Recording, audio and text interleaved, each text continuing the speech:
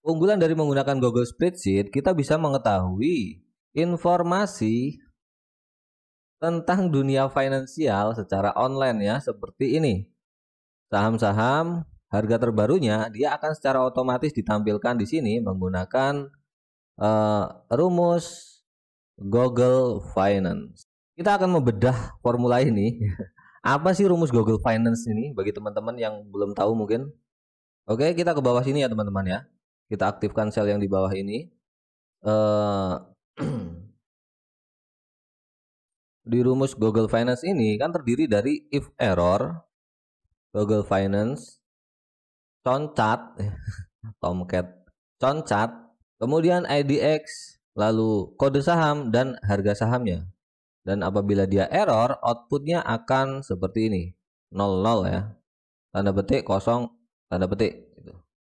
Nah, kita akan membedahnya ya. Google Finance, kolom update price ini sebenarnya seperti ini, sama dengan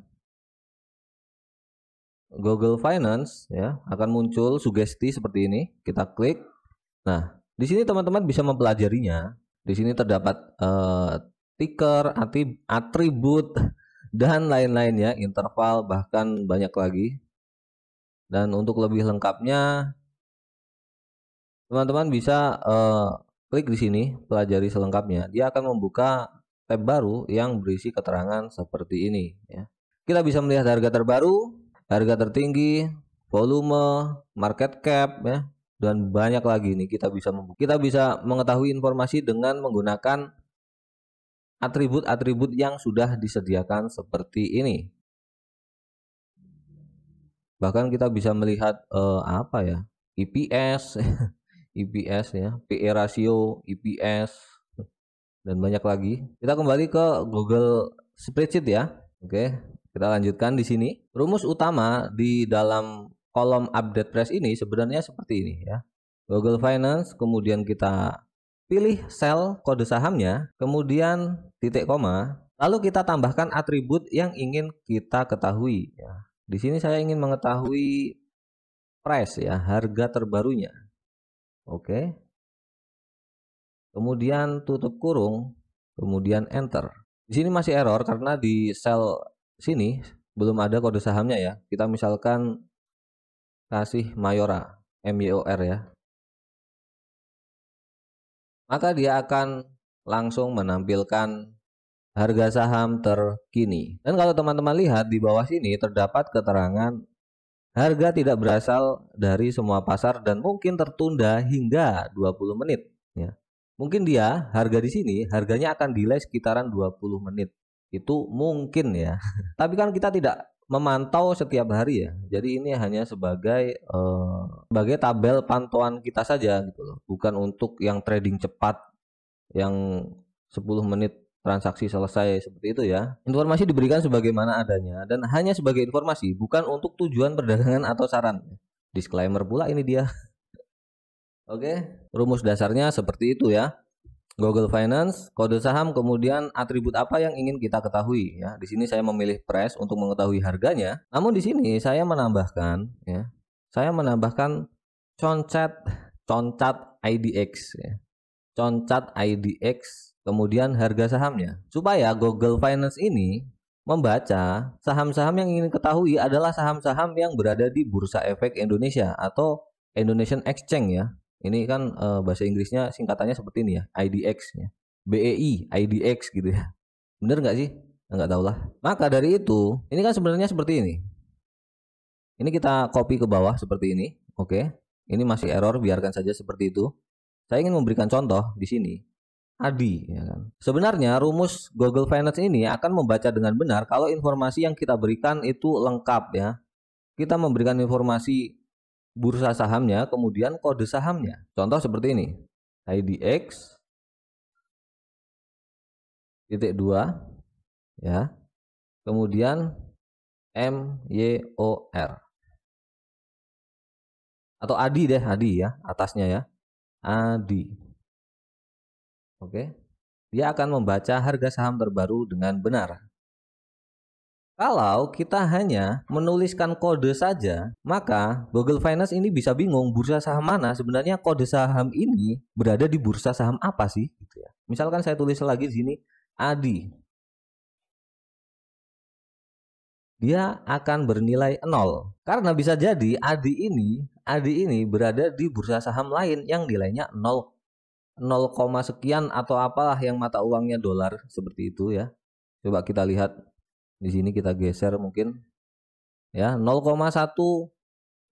ini ya 0,13 berapa mata uangnya apa nggak tahu ya. Pokoknya ADI seperti itu. Maka dari itu di sini kode dari bursa sahamnya perlu kita tambahkan ya, IDX ADI seperti itu.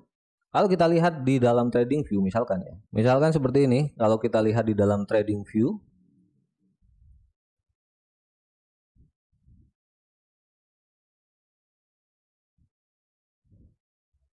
Oke, kita akan cari saham ADI. Oke. Ya, di sini terdapat beberapa ya. Di sini terdapat 2 ya. ID. Ini nggak tahu ya lambang bendera mana, bursa saham mana ya. Pokoknya Arsenal Digital Holding INC, bukan yang ADI yang kita maksud, Adikarya Persero dari IDX. Maka dari itu IDX itu kode bursa saham sangat kita butuhkan untuk supaya bisa membaca dengan benar. Oke, maka dari itu di sini di kolom ini kita perlu menambahkan kode bursa sahamnya yaitu IDX. Dengan cara kan ini sudah berjalan secara otomatis menggunakan tabel pivot ya. Kita tidak bisa merubahnya, kita tidak bisa menambahkannya IDX di sini, akan sangat merepotkan. Maka cara simpelnya adalah dengan cara di sini kita rubah ya. Kita tambahkan concat. Concat ini untuk merangkai dua value sekaligus ya, teman-teman. Nah, di sini barulah kita tambahkan bursa sahamnya. IDX titik 2, titik 2 nya jangan lupa ya, lalu titik koma, kemudian kok titik koma sih, tanda petik ya, lalu titik koma, kemudian kita pilih sel kolom kode sahamnya, lalu enter.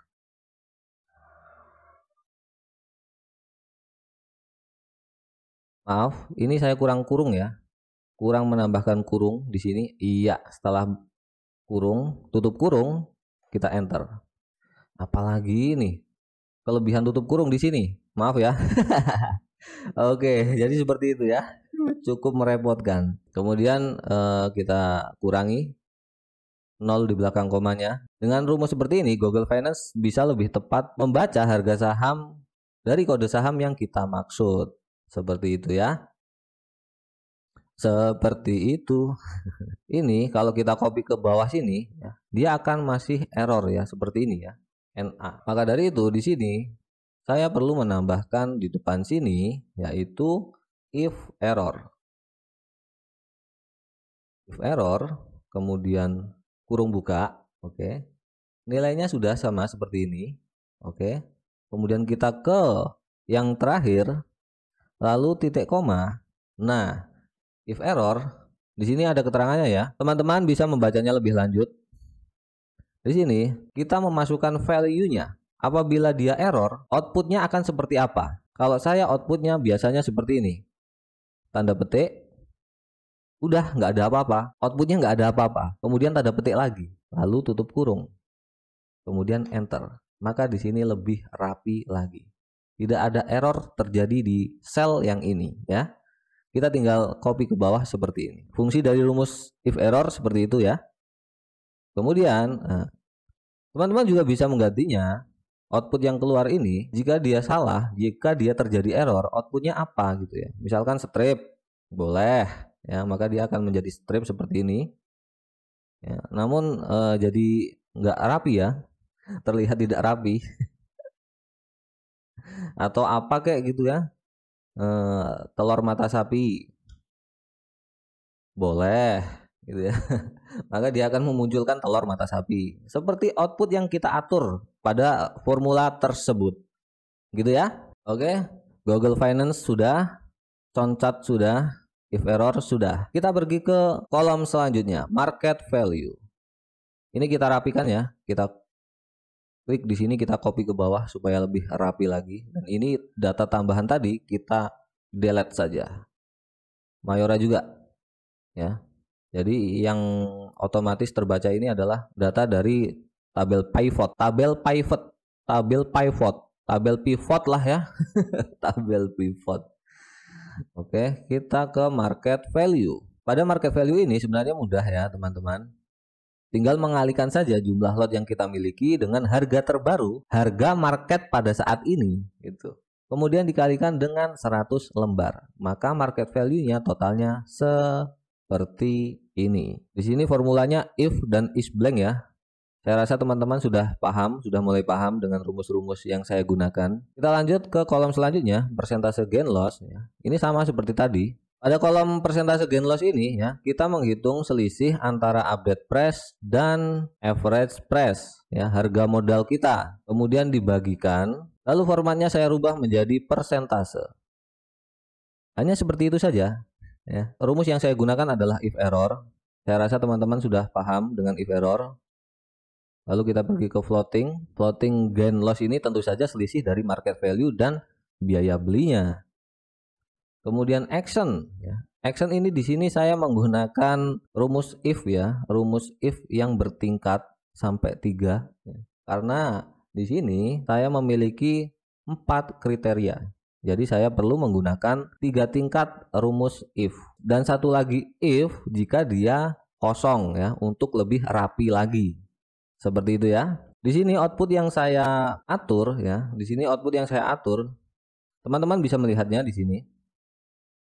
Ya, yang ini ya. Pada kolom persentase gain loss-nya, jika dia lebih kecil daripada minus 7%, maka output yang dikeluarkan adalah stop loss. Paham ya teman-teman ya?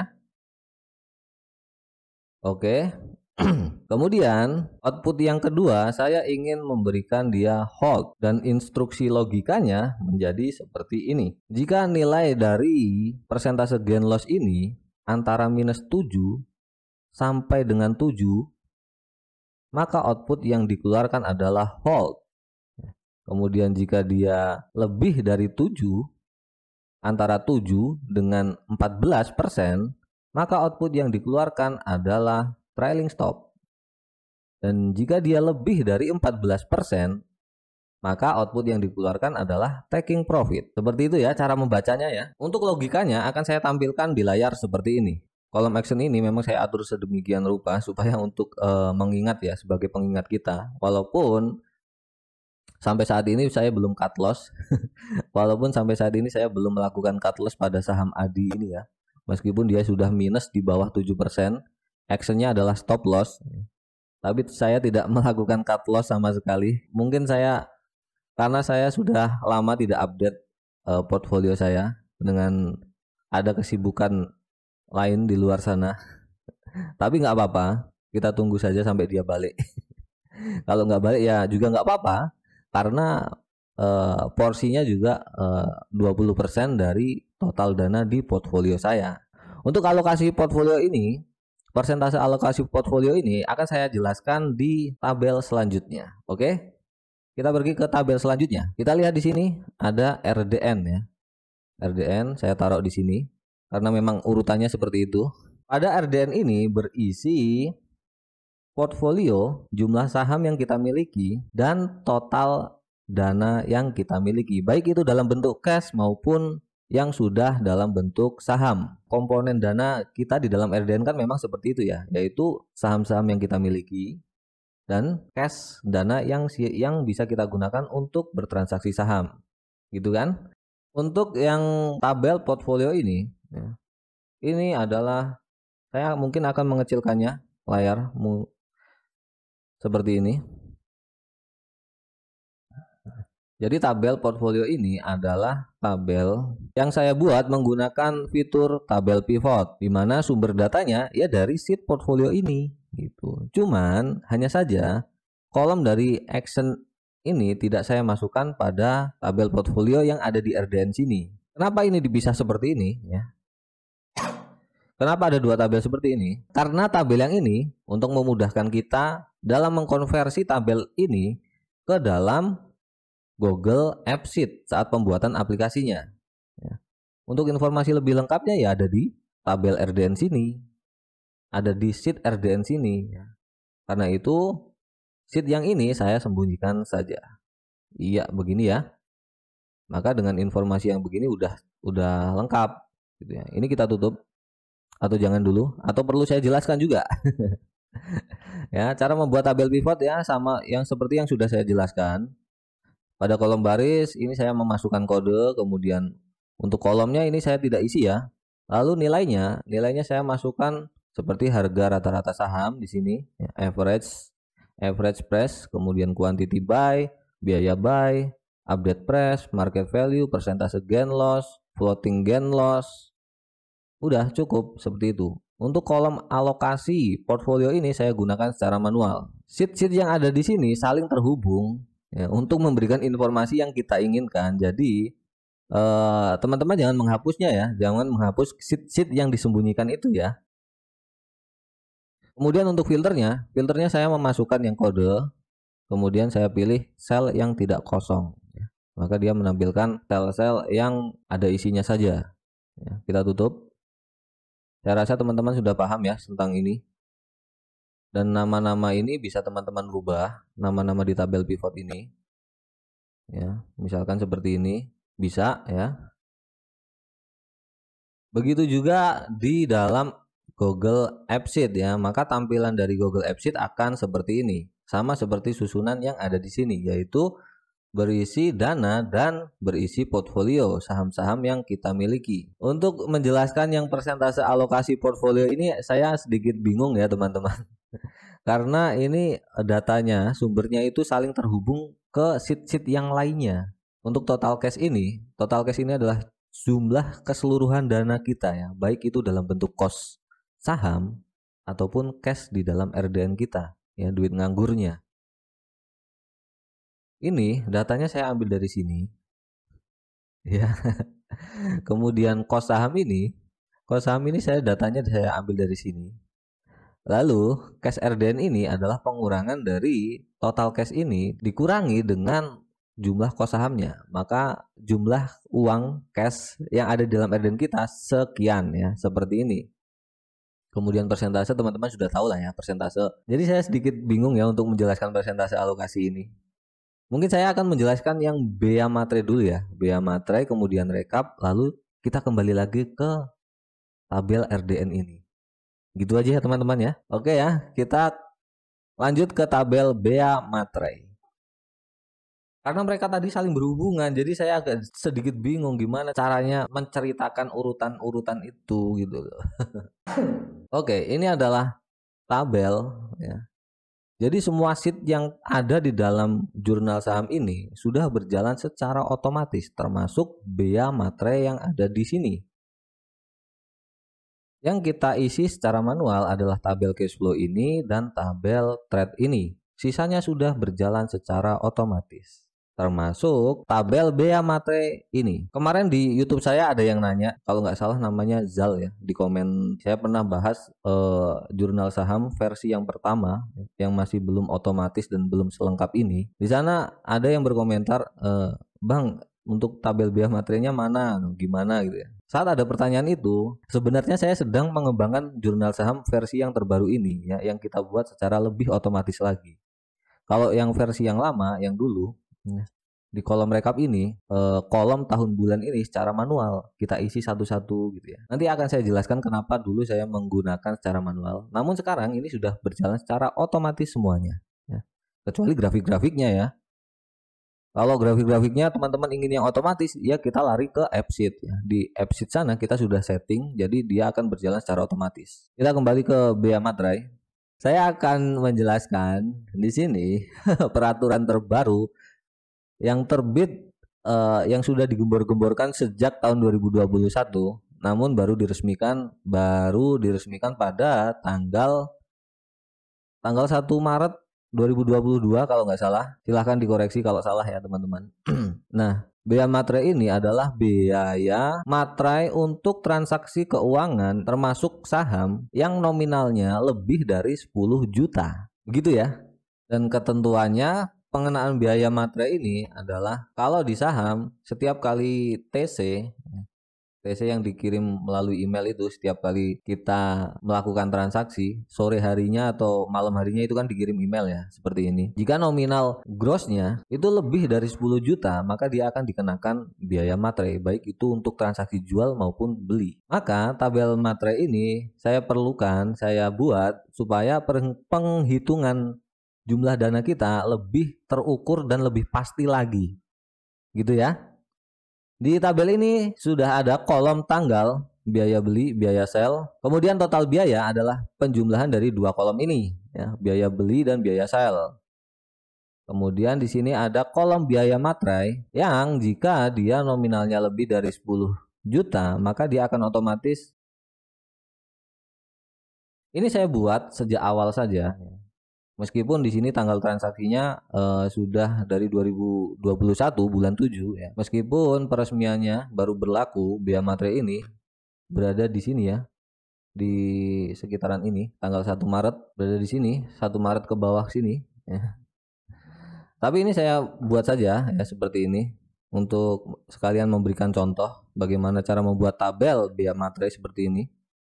Yang pertama saya jelaskan adalah di sini di kolom tanggal ini sudah berjalan otomatis meskipun di bawah-bawahnya seperti terlihat tidak ada rumusnya.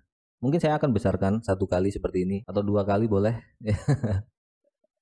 biar lebih oke gitu ya. Jadi saya di sini menggunakan rumus kombinasi. Di sini saya menggunakan rumus kombinasi seperti ini. Saya akan bedah rumus-rumus ini. Hanya dengan memakai satu rumus saja seperti ini, kita sudah mendapatkan informasi yang terbaru yang sumber datanya dari tabel trade, maka dia akan otomatis menambahkan di sini.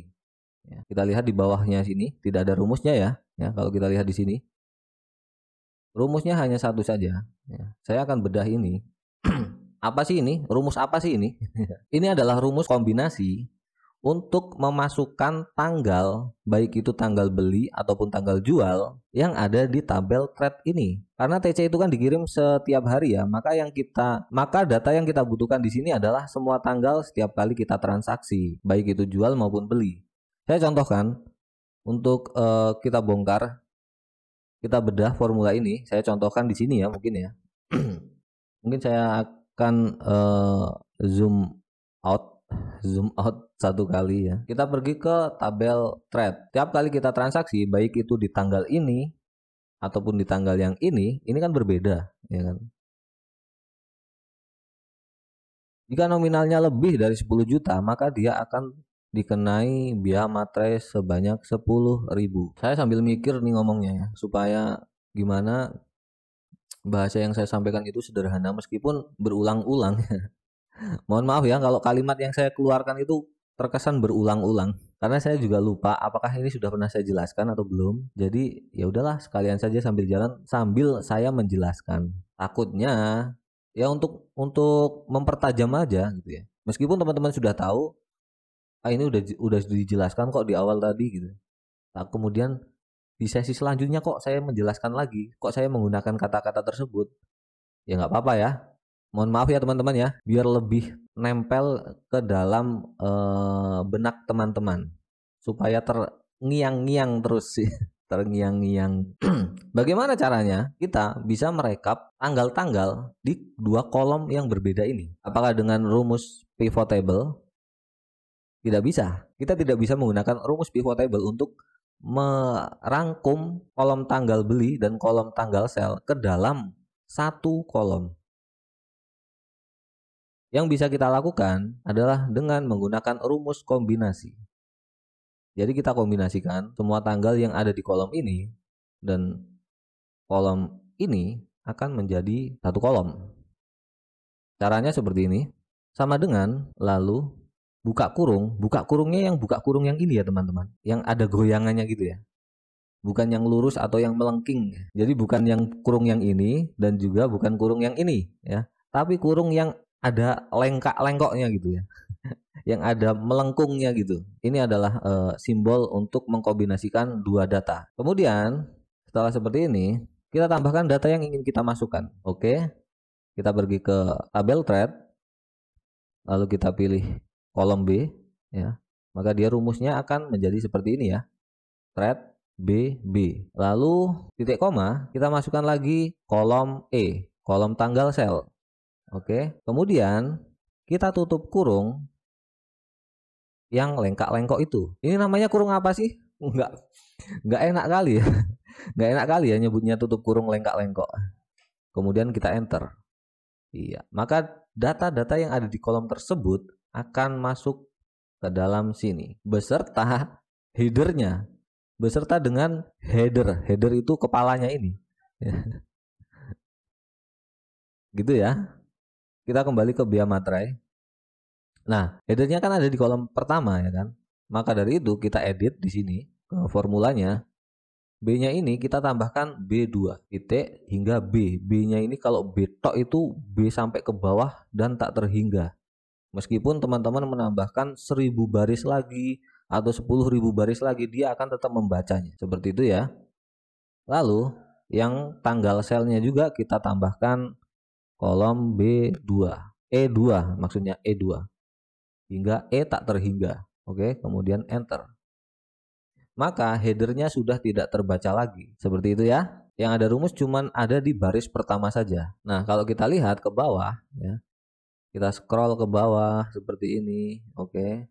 Ini mentok cuma sampai di sini saja. Dan ini adalah sebenarnya ini adalah tanggal-tanggal di mana kita melakukan transaksi pembelian saja. Di manakah tanggal-tanggal kita melakukan transaksi penjualan? Dia terpisah berada jauh di bawah.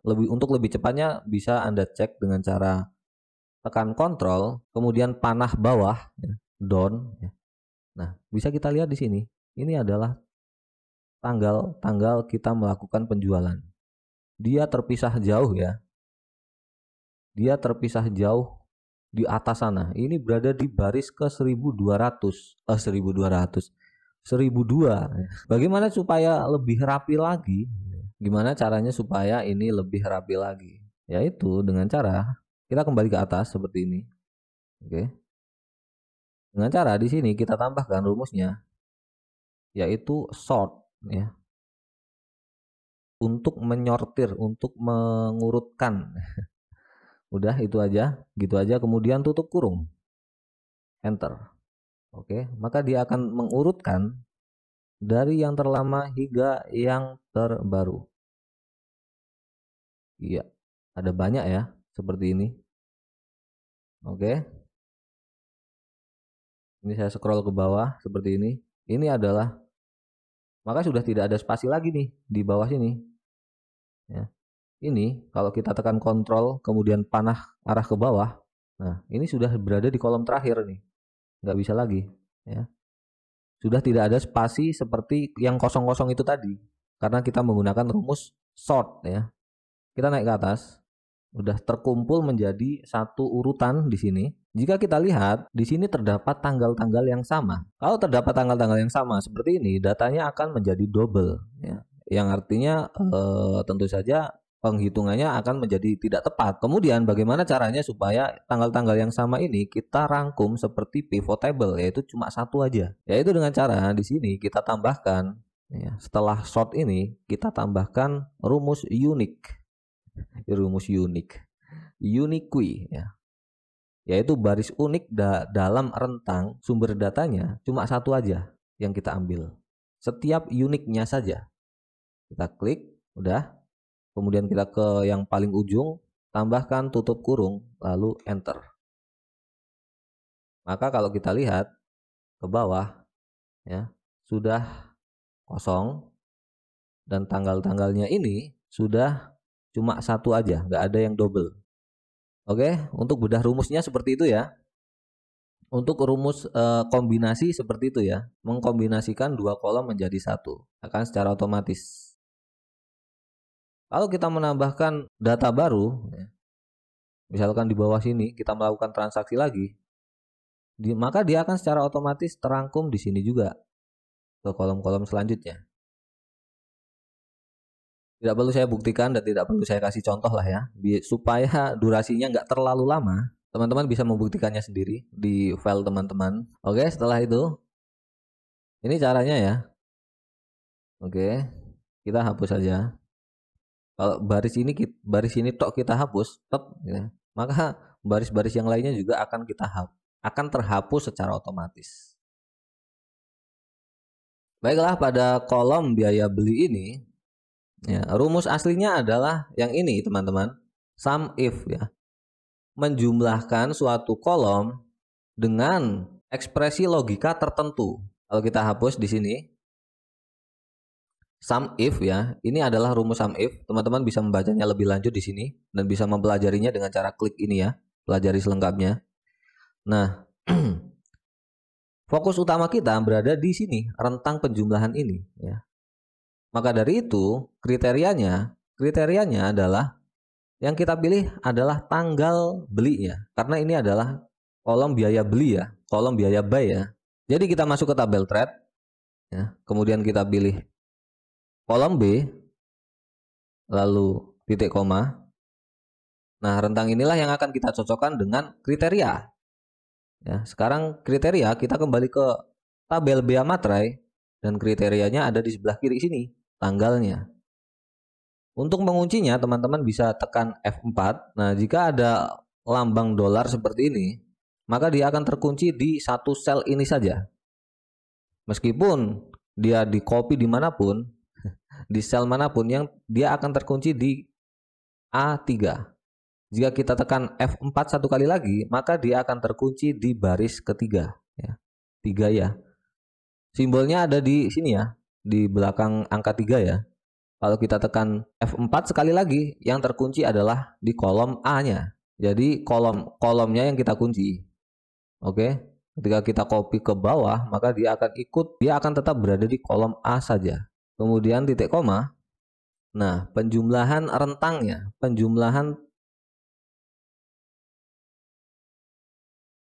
jadi yang kita pilih yang biaya buy ya teman-teman, yang grossnya ya, bukan yang total biaya buy ini. Kalau total yang biaya buy ini sudah ditambahkan dengan fee belinya ya teman-teman. Jadi menurut peraturan yang dikenakan biaya materai adalah jumlah grossnya ya teman-teman. Jadi kita pilih yang biaya buy, yang kolom J semuanya. Lalu setelah itu kita tekan enter. Dia akan secara otomatis menghitung jumlah transaksi biaya beli pada tanggal tersebut, pada tanggal kriteria yang sudah kita pilih. Misalkan ini tanggal 2 bulan 8 ya.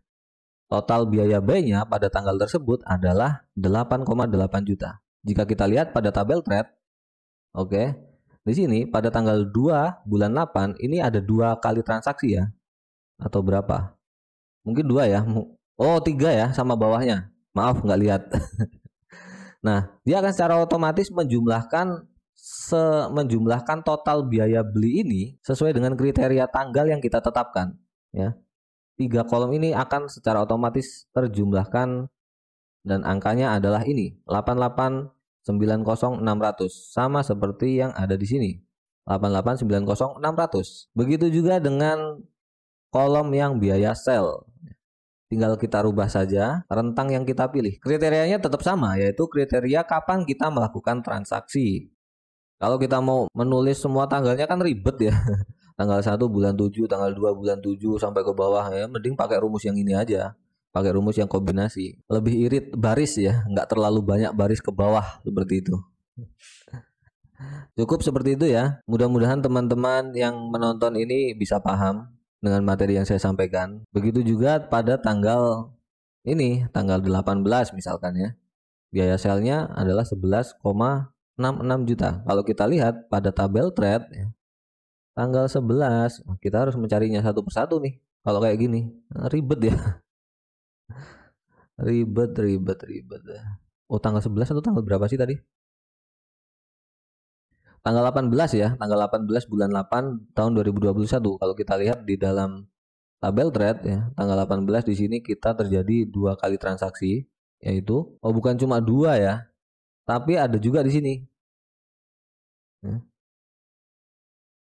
Dan BTPS ya kan. Kalau kita menghitungnya satu persatu, nyarinya satu-satu, ya ribet. Kemudian total biaya selnya yang kita hitung. Ini penjumlahan dari semua ini. Maka hasilnya akan berada di sini, yaitu biaya sel. Dan karena ini jumlahnya lebih besar daripada 10 juta, dia akan otomatis dikenakan biaya materai 10.000.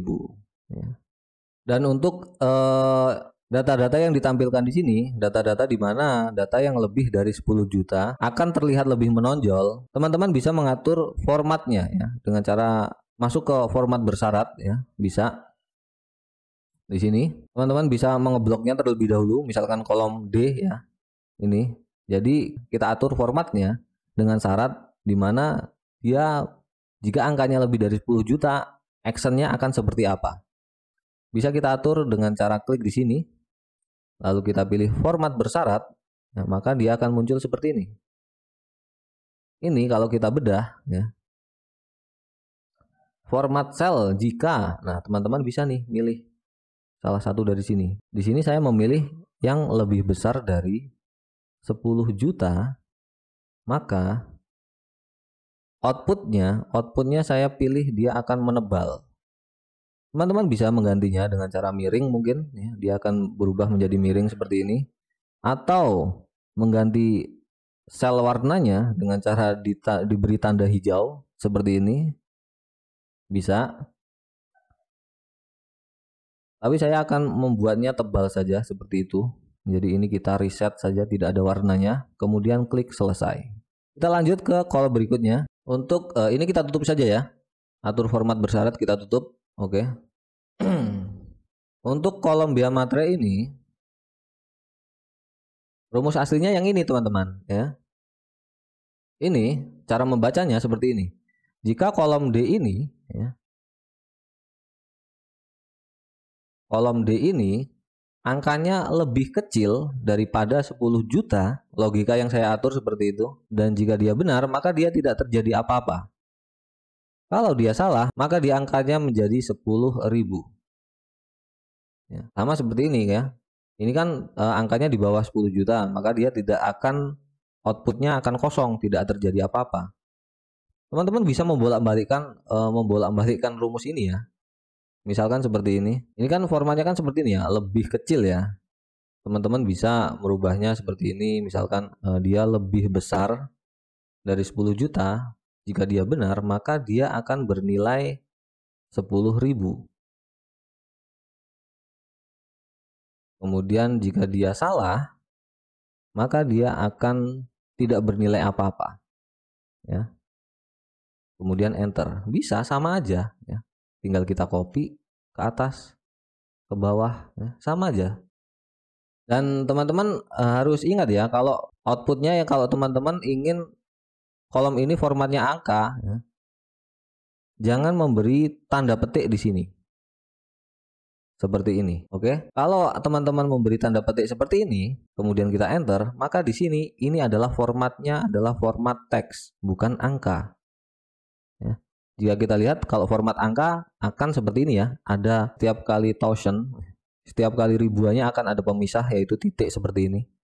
Nah kalau tidak ada titiknya, berarti ini adalah formatnya teks. Kalau formatnya teks, ini tidak bisa kita hitung. Ya. Kalau ini kita jumlahkan, di sini ada kan, ada 2000.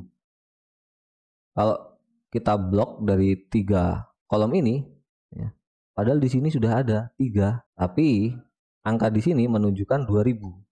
Karena ini formatnya teks, tidak bisa terhitung. Ya. Maka dari itu format yang benar tidak menggunakan tanda petik. Seperti ini. Gitu ya teman-teman ya. Setelah itu rumus-rumus yang ada di sini, ini kan sudah ada rumusnya semuanya. Tinggal kita copy, lalu tekan shift, control, terus down arah bawah.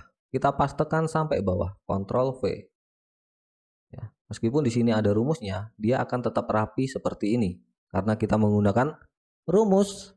Betul sekali, if dan each blank. Oke gitu ya, kita kembali ke atas. Untuk tahun bulannya sama seperti sebelum-sebelumnya untuk memudahkan kita dalam rekap. Nah, output dari tabel biaya materai ini berada di tabel rekap. output dari semua tabel-tabel yang sudah kita atur akan berada di kolom rekap, yaitu kolom di mana laporan kinerja kita ditunjukkan, ya, dipaparkan di sana. Mari kita lihat, ini adalah kolom yang sangat saya suka. Oke ya, di sini sudah ada tahun bulan, kemudian data dari gain loss setiap bulannya juga sudah ada di sini. Ya. Lalu data deposit setiap bulan juga ada di sini. Semuanya, withdraw, dividen, bea matre, dana sebelumnya, dana sekarang, persentase gain loss, growth dana, dan persentase pertumbuhan dana kita. Saya akan menjelaskannya satu persatu. Teman-teman juga bisa melihat grafiknya seperti ini. Ya, oke. Ini tahun 2022, ini tahun 2021. Ini saya buat secara manual, tapi kalau di aplikasi AppSheet udah secara otomatis gitu. Baiklah teman-teman, ini adalah laporan akhir di mana kita bisa melihat kinerja kita dengan sangat-sangat jelas. Semuanya terangkum di sini. Kita bisa melihatnya. Bahkan perkembangan dana kita, ya, dari bulan ke bulan itu bisa kita pantau di sini sampai dengan bulan terkini. Ya. Saya akan menjelaskan. Yang pertama, di sini kita bisa lihat ini dua kolom ini menggunakan fitur tabel pivot yang sumber datanya diambil dari tabel lain yang sudah saya atur kombinasinya. Kita lihat di sini, kita lihat semua sheet. Nah, di sini terdapat sheet kombinasi. Kita munculkan ya. Kita klik ya, maka dia akan muncul di sini di sebelah materai, bea materai. Ini ada tanda gemboknya ya. Saya kunci supaya biar sebagai pengingat saya untuk tidak menghapus sheet ini karena ini termasuk sheet yang penting. Sama seperti sebelumnya, di sini saya menggunakan rumus kombinasi ya, yaitu sort, unique, dan rumus kombinasi seperti ini. Karena tahun bulan yang ingin saya rangkum yaitu berada di, kalau kita geser ke sini ya, geser seperti ini ya. Karena kolom tahun bulan ini ya, saya ambil datanya dari tabel trade ini ya, yang berada di kolom terakhir ini, bulan realized, dan saya kombinasikan dengan tabel cash flow yang ini pada kolom tahun bulan. Kemudian jadilah dia seperti ini. Di sini teman-teman juga bisa melihatnya ya. Di sini ada cash flow dan trade. Pada saat ini komputer saya sedang bekerja lebih ekstra, jadi mohon maaf ya kalau gerakan yang ditampilkan di sini agak terlambat, tidak sinkron dengan apa yang saya katakan. Woi, panas woi. Panas ya komputerku. Untuk rumus yang ini sudah saya bedah ya tadi ya. Konsepnya sama, yaitu mengambil dua data dari tabel yang berbeda. Kemudian di sini juga pada kolom gain loss, saya menggunakan rumus sum if untuk menghitung totalan dari gain loss yang ada di tabel trade dengan kriteria yang sudah ditentukan. Lalu setelah seperti ini, karena ini sudah cukup kombinasinya, saya sembunyikan. Oke. Dan datanya akan saya pindahkan ke dalam sini menggunakan fitur tabel pivot. Sama seperti yang tadi ya, di baris kita masukkan tahun bulan, kemudian nilainya yaitu gain loss, dan filternya tahun bulan, kita pilih yang sel tidak kosongnya. Oke, kita tutup. Ya, saya harap teman-teman sudah paham ya yang ini untuk tabel pivot. Nah, untuk rumus manualnya berada di kolom C hingga kolom terakhir sini, kolom K. Yang saya copy hingga ke bawah seperti ini, baris ke 1000. Teman-teman bisa lihat ya, kalau di sini kita geser akan ada muncul rumus seperti ini. Kita naik ke atas.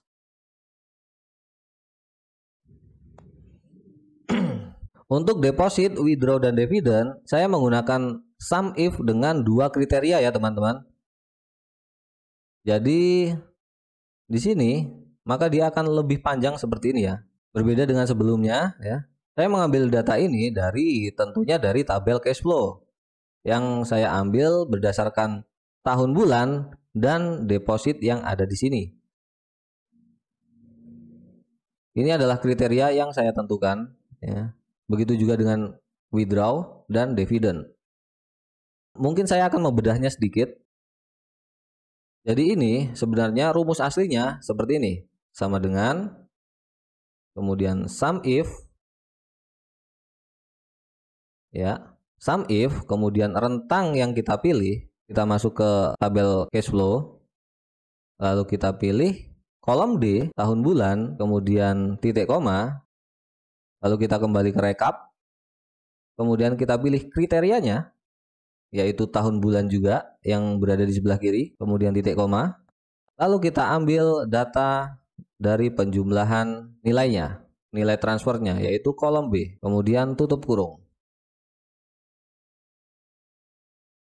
Sebelumnya saya menjelaskan rumus sum if itu seperti ini ya. Jadi ini adalah bulan 7 2021. Kalau kita lihat datanya, sumbernya ya. Jadi bulan 7 2021 jumlah nilainya berada di sini. Bagaimana kalau saya menambahkan bulan yang sama namun aktivitasnya berbeda? Misalkan seperti ini, saya klik kemudian saya sisipkan satu baris ke atas, oke. Lalu di sini saya tambahkan misalkan di sini withdraw. Kemudian transfer amount-nya adalah 1 juta. Lalu tanggalnya saya akan pilih tanggal 2 bulan 7 2021. Misalkan seperti ini ya. Untuk rumusnya ini kita copy saja ke bawah seperti ini. Untuk keterangannya terserah teman-teman. Ini sebagai contoh saja. Ya. Misalkan ada dua bulan seperti ini, namun aktivitasnya berbeda seperti ini. Apa yang akan terjadi pada kolom rekap? Mari kita lihat. Dia akan menjumlahkannya, ya, dari 8 juta dengan 1 juta tadi. Bagaimana cara kita memisahkan status tersebut? Hampir mirip seperti sebelumnya. hampir mirip dengan rumus sum if, ya. Kita di sini seharusnya menggunakan rumus yang sum if s ya. Sum if s yang ini ya teman-teman ya. Jadi kriterianya kita bisa memilih lebih dari satu ya. Kita pilih sum if s. Di sini kita bisa memilih rentang yang ingin kita jumlahkan, petunjuknya seperti ini. Dengan kriteria-kriteria yang kita tentukan ya. Kita bisa menutupnya lagi supaya terlihat ya. Nah, di sini kita bisa memilih, kita masuk ke tabel cash flow, kemudian kita pilih jumlah yang rentang atau kolom yang ingin kita jumlahkan. Oke. Setelah B seperti ini, kita pilih, teman-teman bisa menguncinya dengan tekan F4, kemudian titik 2. Lalu kita pilih rentang yang ingin kita sortir berdasarkan kriterianya, yaitu kolom A ya. Teman-teman bisa memilih seperti ini, kemudian tekan F4 untuk menguncinya, lalu tekan titik koma, dan kita kembali lagi ke tabel rekap. Nah, karena rentang yang kita pilih kriterianya tadi adalah kolom aktivitas, maka di sini kita juga memilih yang aktivitas ya. Di sini ada tulisan, di belakang ini ada tulisannya deposit ya teman-teman. Dan jika ini kita enter, maka di sini sudah muncul jumlahnya yaitu 28 juta. Ini adalah total dari semua deposit kita. Dan untuk menyortirnya setiap bulan kita tambahkan satu lagi kriteria. Ini teman-teman bisa kunci yang C1 dengan cara tekan F4, kemudian titik 2. Oke, di sini kita tambahkan tabel D. Oke, kita kunci, kemudian titik 2. Lalu kita kembali ke tabel rekap, kemudian kita pilih kriterianya berdasarkan tahun bulan, kemudian kita tekan enter. Maka dengan menggunakan rumus ini, yang terbaca yaitu adalah jumlah dari bulan ini berdasarkan kriteria aktivitas yang deposit ini. Seperti itu ya, jadi nggak double seperti sebelumnya.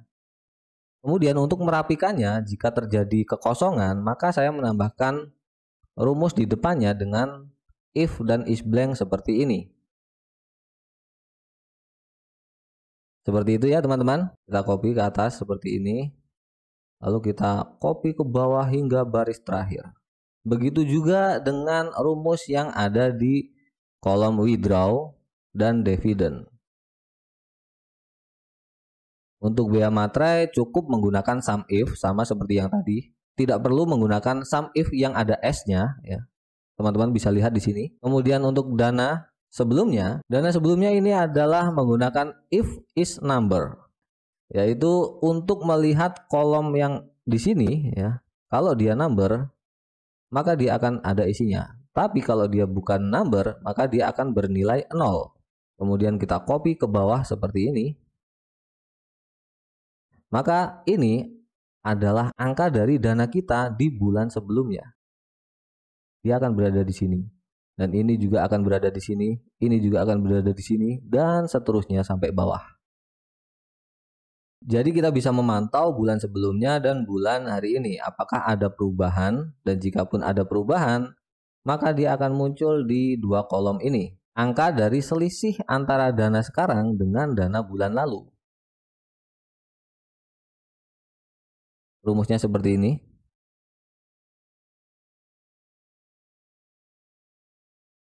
Kemudian persentasenya juga sama. Kita bahas yang dana sekarang. Dana sekarang ini, teman-teman bisa lihat di sini adalah perubahannya yang terjadi kolom B, gain loss, ya, ditambah dengan kolom C, deposit, dikurangi dengan withdraw. Withdraw ini sebagai pengurang ya teman-teman. Kemudian dividen ditambahkan dengan dividen yang E, lalu dikurangi dengan bea materai dan ditambah dengan dana sebelumnya. Maka muncullah dana sekarang. Seperti itu ya. Oke. Nah, dana inilah yang terhubung ke dalam RDN kita. Kalau kita lihat ya 20,5, inilah yang akan secara otomatis masuk ke dalam tabel sini angkanya dengan menggunakan rumus seperti ini. Rumus ini adalah rumus untuk membaca data dari kolom terakhir suatu tabel. Dan di sini saya pilih yang H1 ya, H1 ini. Kemudian kriterianya tentu saja pada tahun bulan untuk menghitung kolom terakhirnya, kemudian dikurangi dengan angka 1. Kita lihat di sini H1 ya. Kolom H ya di sini. Maka data yang terbaca adalah yang ini. Oke, saya rasa sudah cukup untuk materi bedah jurnal saham, bagaimana menyusun jurnal saham secara sistematis dan rumus apa saja yang digunakan supaya jurnal saham ini berjalan secara otomatis sehingga effort kita dalam melakukan journaling itu tidak terlalu banyak. Yang mungkin durasinya agak sedikit panjang ya. Agak lebih panjang dari materi-materi yang lainnya, tapi nggak apa-apa. Kalau teman-teman nggak mau ribet, teman-teman bisa mengcopy file jurnal ini ke dalam Google Drive teman-teman yang sudah tertata, yang sudah ada rumus-rumusnya. Teman-teman jangan rubah-rubah kecuali teman-teman sudah paham konsepnya seperti apa. Teman-teman hanya melakukan journaling di sheet atau tabel cash flow ini dan tabel trade ini. Sisanya teman-teman tidak perlu merubahnya ya. Kemudian di sini ada grafik ya. Grafik ini sama, saya menggunakan tabel pivot. Teman-teman bisa mempelajarinya di sini. Untuk baris saya masukkan biasa seperti biasa untuk merangkumnya, yaitu bulan realized.